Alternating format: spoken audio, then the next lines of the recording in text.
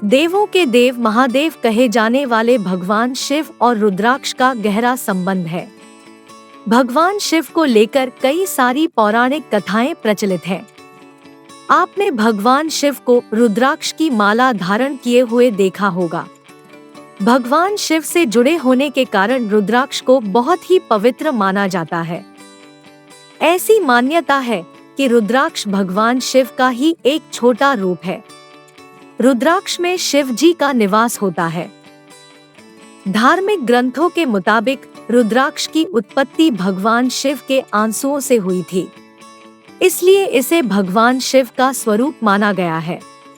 प्राणियों के कल्याण के लिए जब कई सालों तक ध्यान करने के बाद भगवान शिव ने आंखें खोली, तब उनकी आंखों से आंसुओं की बूंदें गिरी और धरती माँ ने रुद्राक्ष के पेड़ों को जन्म दिया। रुद्राक्ष का अर्थ। रुद्राक्ष को हिंदू धर्म में बहुत पवित्र माना गया है।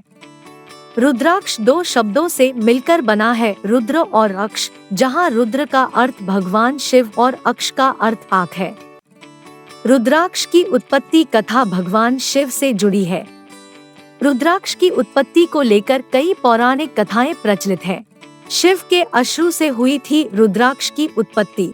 पौराणिक कथा के अनुसार एक समय भगवान शिव हजारों साल तक गहन ध्यान में चले गए थे। कहा जाता है कि शिव ने हजारों साल गहन ध्यान के बाद जब एक दिन अपनी आंखें खोली, तब उनके आंसुओं की बूंदें जमीन पर गिरी थी, जिससे रुद्राक्ष के पेड़ विकसित हुए।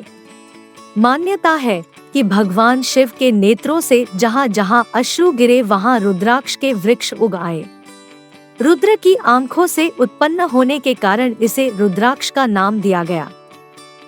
इसी तरह एक और पौराणिक कथा प्रचलित है। देवी भागवत पुराण के अनुसार अपनी शक्ति के घमंड में आकर त्रिपुरासुर नामक दैत्य ने देवताओं को परेशान करना शुरू कर दिया। त्रिपुरासुर के सामने कोई देव या ऋषि मुनि भी टिक नहीं पाए। इसके पश्चात सभी देवगण भगवान ब्रह्मा और विष्णु जी के साथ भगवान भोलेनाथ की शरण में गए और उनसे त्रिपुरासुर के आतंक की समाप्ति का उपाय करने के लिए प्रार्थना करने लगे।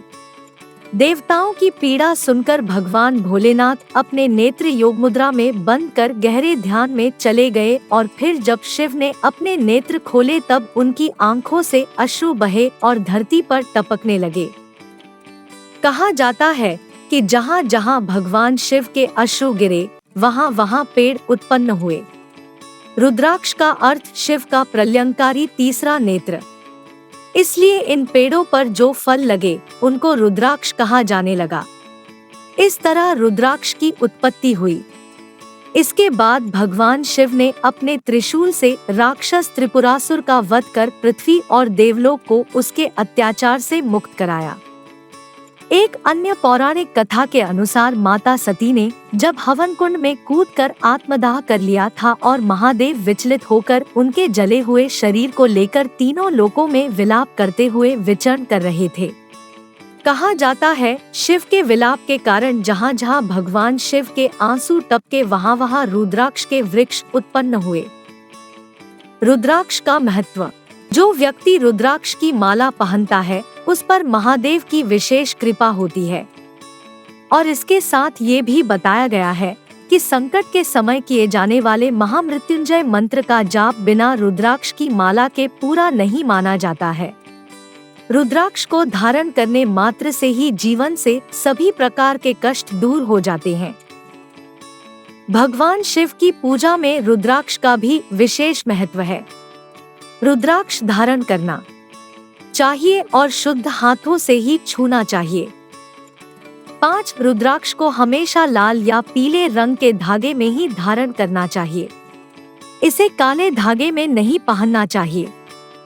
6 रुद्राक्ष धारण करके मांस, मछली, अंडे आदि तामसिक भोजन का सेवन नहीं करना चाहिए, नहीं तो आपको रुद्राक्ष पहनने से लाभ के बजाय हानि होगा और पाप का भागीदार बनना पड़ेगा।